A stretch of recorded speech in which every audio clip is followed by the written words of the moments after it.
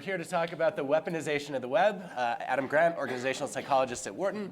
Very lucky to have Susan Wojcicki from YouTube and also Lord Tony Hall from the BBC. I guess as a social scientist, the place I want to start is to say we spent a long time glorifying technology. We then have gone through a period of vilifying technology. To me, that doesn't make any sense. I think that technology can only be an amplifier of human motivations and values. And so the question is, how do we use it more productively and more effectively? I want to start out by talking about one form of weaponization, which is misinformation. You've both been dealing with this.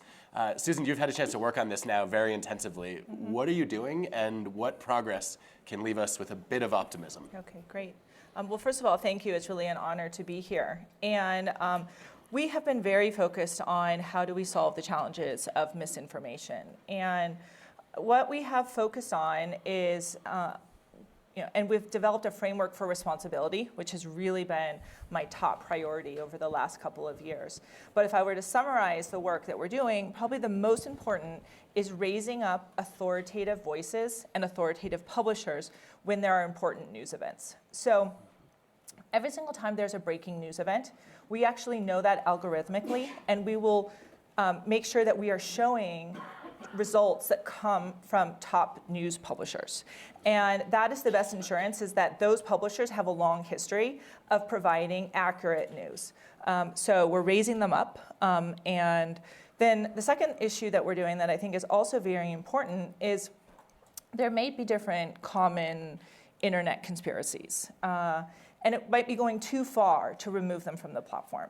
But what we do want to do is we want to make sure that we are labeling them actually in the videos with accurate information. So we'll link to Wikipedia, we'll link to Encyclopedia Britannica. So for example, if you try to say that the Earth is flat, you will get, or Apollo moon landing didn't happen, then we'll have video, then we'll have a link saying this is when the Apollo moon landing happened, and it's actually right there in the video. And so it's a way to strike that balance of making sure that we're giving authoritative information so users know what really happened.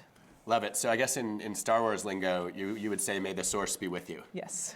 Okay. Yes. I rather like that. It's a good analogy. And Tony, historically, you have been the source. Yeah. Except Yeah. trust in traditional media has fallen pretty dramatically. Well, I was mentioning in the Edelman Trust Barometer, which we all kind of avidly consume on planes coming here. And I still think the importance, I mean, for us, for the BBC, people still trust us more than any other form of media in the UK. Globally, trust very, very high. And why do people use us? They may use 3, 4, or 5 sources of news each day, but they come to us because I want to check whether that's right. Or when Susan was talking about a big event happens, they want to turn to us. I started the New Year listening to a fantastic program with Margaret Macmillan, who did an excellent history of the origins of the First World War. And she was asked at the end, well, a new decade, are you pessimistic or optimistic? And she said, there's no point in being pessimistic. And I completely agree with you. And I think what Susan's just describing as saying, how, for example, do we use the power of YouTube and other social media more broadly to amplify the good as opposed to knock down the bad, where we spend an awful lot of time thinking about how we knock down the bad.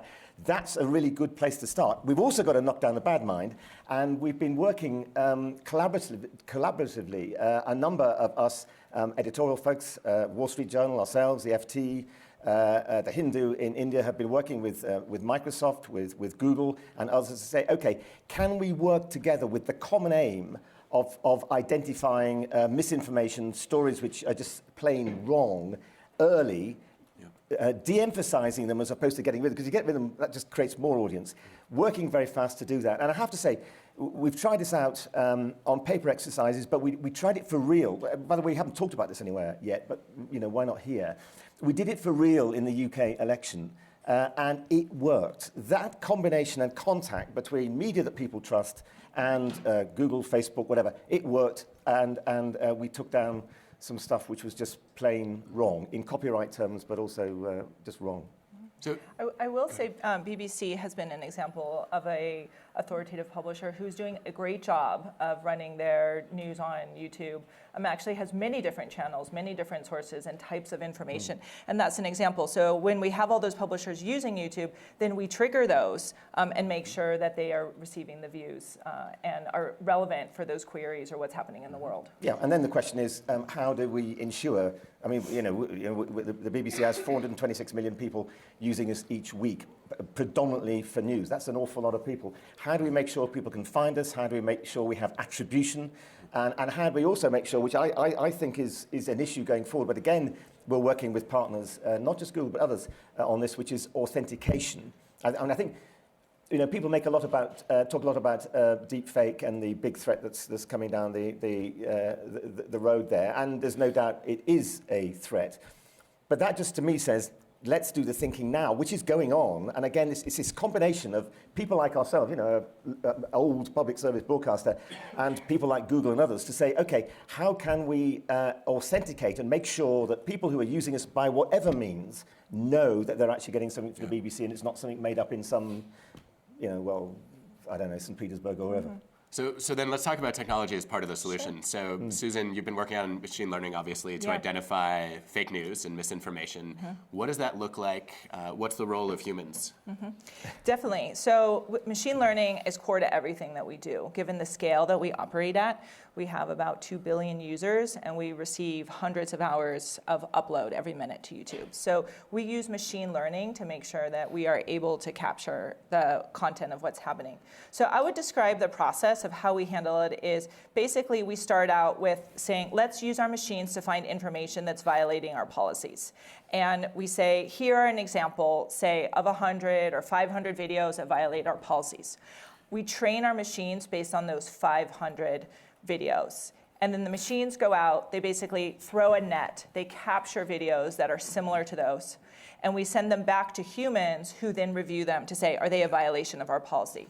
So the policies and the way the process works at the end, it's a human who's identified the videos to machines that scale and then are verified again by humans. Got it. And so, Tony, where do you want to enter this process if you think about this kind of partnership? Us lot think rather using the same things and saying, look, how can machine learning help us to curate?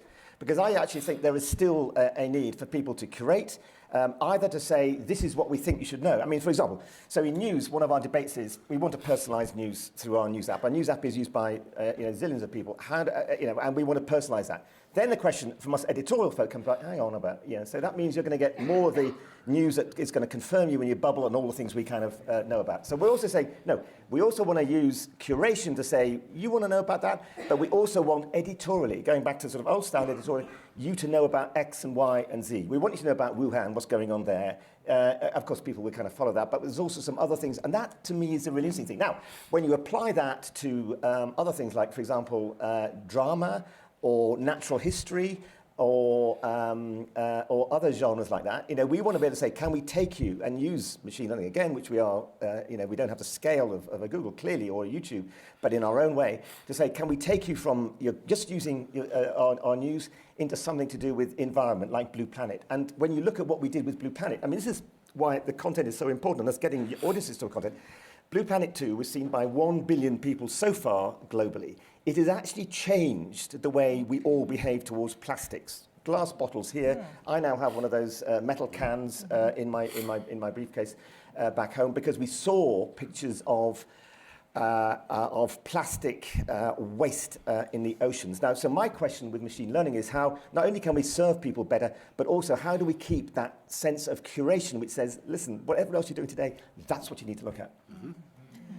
I think that sounds compelling. I guess one of the questions that's always on my mind when I think about the role of any form of artificial intelligence in curation is to say, look, because you're training on data sets of the past, you're making a bet that those past patterns are going to be relevant in the present and the future. Yeah. And so the moment the world changes, right, the data sets that the algorithms have been trained on are no longer valid. How do you think about continually updating your algorithms to identify new sources of misinformation? Well, at the end of the day, I mean, when we think about misinformation, we have two different approaches. We basically if you're focused on raising up the high quality information, then you're not as worried about other information because what your users are seeing is still the quality information. So that's a really important part of our theory of responsibility. But there's a second part that we've worked on because we also do a lot of recommendations, and our recommendations are based on machines too. And so what we also want to make sure that we're doing is we've defined a set of content that looks to us like borderline content. It technically meets the qualifications, but it brushes up against the policies, and we think that it's less useful for our users to see. And so we've actually worked to reduce the views on that borderline content. And we have reduced in the US about 70% of the watch time coming from what we think of as borderline content. Wow. And so we can detect that algorithmically, basically using a variant of what I've described, and are in the process of rolling that out. So our machines basically have signals and processes to figure out that information, and we would only raise up information that we had enough information and data about as being high quality. When there is fake news that starts to get distributed, obviously it makes sense to start to, to some extent, prioritize and spread trustworthy sources. I also wonder, though, if there's an audience of people who believe strongly in conspiracy theories, who trust a bunch of probably your creators, right, as opposed to media sources. Tony, do you imagine yourself actually in dialogue with YouTube creators, going to someone like PewDiePie, for example, and saying, look, here's what's actually going on, can you blast this out to your audience? Well, I think you've just hit on something which is really, really important, which is actually that there's a proper dialogue, and this is why I think the relationship with YouTube is so important for us, but with other people as well. Because one of the things that, our role, I go back to our role, people come to us because they want to say, is that really the case? Can you back that up or whatever? And we've been putting a lot of investment into things like, for example, reality check is what we call it, where we're actually saying, okay, let's look at what people have said. Could that be true or not? During the election campaign, look at what politicians have said. Is that true or not? And we've got the time, we've got the nous, we've got the resources, because it's kind of the journalism that we kind of do. To make sure that people have that service. Then the question is, how do we get that to as many people as we can? And hey presto, this is where we are. But I mean, I think it also, it's not just about reality check. I think it's also really, really important that we look at media education and what we can do to generate a group of people who are savvy and understand and can differentiate between what is fake and what is real. And we produced an app for school kids, which I tried out myself, where they went into a kind of virtual newsroom. I have to say, I think I was rather slow with this, and I think they were much better than me at it. But it was really great, because what you were seeing there is them tussling with the kind of issues that that your people are dealing with. And what do we do with that piece over that bit of speech over there? And what we're dealing with constantly, which is trying to work out what's as near as you can get to the truth. So I think it's easy to make a strong case for media literacy, right? Yeah. It's something we need to be doing in schools. How do you think about creator literacy and educating the people who have the biggest megaphones about what's true and what's not? Well, we have a really broad range of creators, and I'd say, if you look at what creators are focused on, most of them are focused on on categories like music is a huge part of YouTube, and we've been great at breaking artists, at discovering the newest artists, and that's actually where you want to have a different kind of algorithm, because you don't necessarily always want to get the most established, trusted musician. You actually want to know who's cool and hot right now, and that's breaking. So there we use a different type of algorithm. We have beauty creators, we have gaming creators, and how to. I mean, so like if you want to fix your car and you're looking for a light bulb and it's a 81 Honda, like we probably have a video of how to change the light bulb there. We literally have everything. And so in those cases, you don't actually need the same type of algorithm of trust associated with. There's not a lot of incentive to tell you the wrong way to screw in that light bulb. And so we are mostly focused, but we know that there are certain topics or information areas that do require a different type of approach. And so it's less on creator training and more by topic, and making sure that those topics that we are going back to publishers and creators that we know that we trust. But thank you, by the way, for helping me change the thing on my fridge, which I had no idea how to get the filter out and in again. But YouTube helped me, and there I was, kind of figuring out, and it was absolutely great. Tony, I hope you made your own video. No, it would have been too embarrassing to see me trying to wrestle with this thing. Look, I think what you said something I think was really, really interesting, really, really important, which is is kind of discovery and allowing people to kind of to allow talent to emerge, and I think that's that's so important, and we're in exactly the same position too, which is how do you take an immensely creative country like the UK, how do you find the next generation of artists, the next generation of musicians, the next generation of comics, and that's something we put a lot of time into, but that's something which YouTube does amazingly well. And I think from the point of view of the health of society, but also you hope for the health of the creative economy, that carries on and is a really important bit of what we all do. Yeah, so I think that's definitely the bright side. On the darker side, we have the question of hate speech. And I know that's something you both grappled with quite a bit over the course of your careers. I believe in freedom of speech strongly. I don't necessarily believe in freedom of megaphone. And I struggle to figure out where to draw that line. I know, for example, a couple decades ago, right, the New York Times had a dilemma about whether to publish the Unabomber's manifesto. I think a lot of people in this room would have said, no, we shouldn't get that information out there. They published it anyway, and that was why he got caught, right? His brother recognized it. And for me, it highlights how complex these decisions are. So I'd love to hear from both of you how you think about what qualifies as hate speech, when you take it down versus when you might allow an online comment or a video to exist with some corrections or rebuttals. Well, we these are things we've been wrestling with for a very, very long time in old media as well, and we wrestle with it every day. And to say this is the problem with regulation in a way, because to say this is the way, therefore you're going to tackle this, it's not like that. It differs from every single case to every single case. And we were dealing with one case which actually involved a member of the royal family. And what we broadcast about that particular member of the royal family actually led to 2 people ending up in jail. So you've got to approach this, I think, case by case. We've spent a lot of time thinking through editorial policy issues around this, and I think they frankly, those editorial policy issues that we have are there to guide you. You can never be specific, and this is why when people say let's regulate, well, I can understand wanting to regulate, because societies should regulate, and I believe in regulation, an equal playing field for regulation. But when you get down into the nitty-gritty of these things, it's very hard. So we've put a tremendous amount of effort into hate speech this past year, and really making sure that we understood it, and we're doing everything we could to do the right set of things. So let me give you a little summary. So first of all, we've always had a policy on hate speech. We've always never allowed that. But what we realized is that as the internet got bigger, and as there was more incentive for people to try to take advantage of it or weaponize it in various ways, that we needed to tighten our rules. So we did do that in June. And we actually have to be very, very specific with how we define hate speech. And the reason it is because we have literally thousands of reviewers around the world, and we need to make sure that when our reviewers review a video, that they're reviewing it consistently. And we actually test that and we measure it to make sure that there is a very high consistency among all of our reviewers. So any reviewer, wherever they are in the world, sees that video, they're going to make the same decision, is that hate speech or not. So we define it very specifically. We say, I believe we have 12 different protected group attributes. They include characteristics like race, religion, sexuality. We use caste. That's important because we're very big in India. Those types of characteristics. And we say that if you use any of those characteristics to justify discrimination, separation, or violence, that is hate speech. So we do define it very clearly, but I would like to point out here 2 examples to show you why this is actually very complex.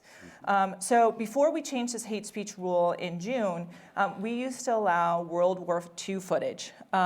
There was nothing in it with like a call for violence or separation. It would, for example, merely just be troops marching, a Hitler speech, etc. And there was arguments to leave that for documentation of World War II and for educational purposes.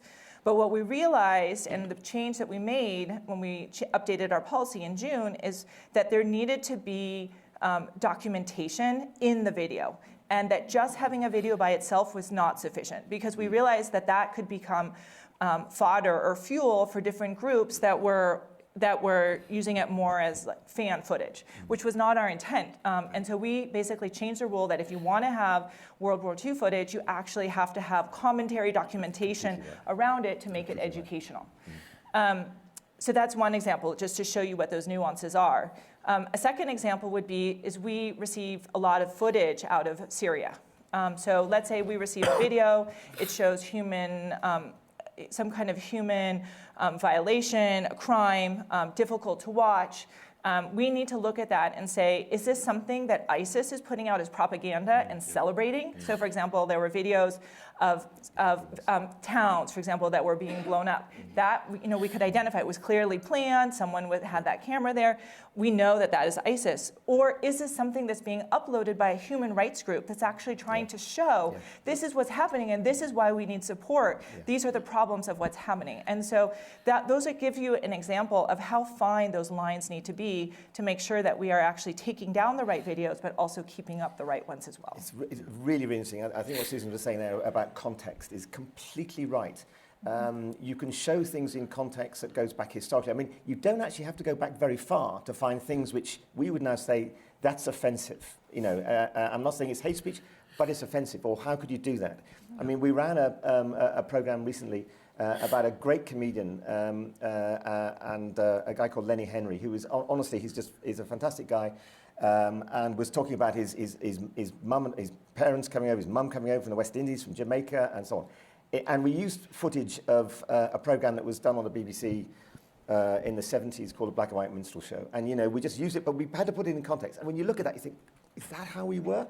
But in context, you have to do it. You can't deny your history. You've got to learn from that. And you hope, therefore, that people will, never make those kind of things again. So I think that Susan's context point is really vital. I think the other thing is expertise. We have on the sixth floor of New Broadcasting House in London a brilliant group of people who are monitoring jihadist signals, online stuff, all that, and we use them constantly. The monitoring is an extraordinary a group of experts who know what's going on, can verify stuff. They're really, really important, and they can help judgments about whether that is right or not, and whether actually you should show that because actually it's coming from the right source. And I want to make that and their services available to as many people as want, because I think the more we can share information on what's right or not, I think the better. We've seen the same thing, that we actually need to build up that expertise too as well, so we actually understand. So is there a hand signal? Is there a flag? Yes. Is there gloves or something that is an indication that's a problem? No normal person would know what that means, That's right. but definitely that group knows, and we want to make sure that we're aware too. Yeah, I guess I'm curious about where your responsibilities begin and end, whether you're traditional media or social media. I think there are news stories that radicalize, right? The same way that videos radicalize, and there are times when that information needs to be out there to help law enforcement catch the people who are producing it. There are times when it needs to clearly be stopped. How do you figure out where your responsibility actually falls? Well, I think so. I think three things. I mean, I think one is be slower but get it right, and in the world in which we're in, that's really, really important. So I always say to my teams, if we're second or third, it doesn't matter. Are we right? Number one. Number two, just to emphasise what we've both been saying, context. I think and we see it in surveys, people saying to us, actually, we want to understand the background to this. You may be concentrating on that up there, but actually, what's the underlying picture going on here? I mean, you can see it around climate change, you see it around an aging population, you see it around all these issues that we're talking about here. So that's the second kind of point. But the third point is, how do you give it to people in the way that they can digest that and can find interesting and not condescending, and using every available platform there is to get those things across. And I think that's really important. The one thing I just want to also say is again, on this sort of optimistic side, is we've just started something in the UK with the help of a whole lot of partners, which is around local news, and actually putting back resources into the local news environment. And for the first time, we're reporting on councils and others who have not been reported on before. And I think that's really, really important. Again, all of us, old media, new, demonstrating that actually we can make a difference and we can actually improve the civic dialogue that we all think is important in the public space. Great. I mean, I like, first of all, your first statement about take it slow but get it right. I'd say when we make policies, we really make sure that we take our time to get it right. The worst thing would be that we come out with a policy and say, oh, no, we were just joking. Like, we need to retrain everyone. Like, when we come out with a policy, we mean it. And that has different implications because sometimes a video comes up that people find offensive, and we look at it and we say, technically it meets our policies, but something here doesn't quite feel right. We need to go back and we need to look at policies in that area. So we don't want to be saying, oh, look, just because there's some question about it right now, we're going to be making decisions just on the fly. We want to be very systematic about our policies, well thought out, make sure that there aren't any unintended consequences from those policies. So we're slow, deliberate, but then when we roll it out, we're very comprehensive. And that means that sometimes, so we've been focused, we've rolled out actually 50 different policy changes in the last 2 years. And each of those has gone through a tremendous amount of work. That said, sometimes there's something that comes up that's right on the edge, something we haven't seen before, and we need to make a decision right then and there. And sometimes I'm called on those videos. There was the example, for example, of a Pelosi video. That was actually an immediate call for us because we have a violation.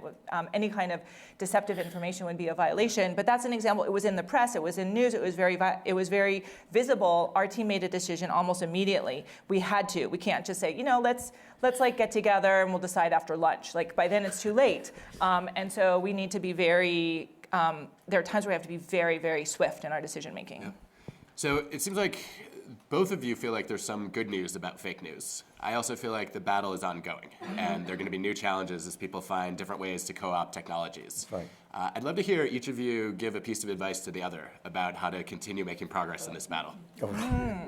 Can't wait. Who's going to be first on And this? this is just to be clear, this is unsolicited advice that should never be given. But Well, I can start. I think, first of all, and I'll be very complimentary of the BBC because I think the BBC is really an example of a news broadcaster and service that has made the transition to digital. And news is such an important part of our society.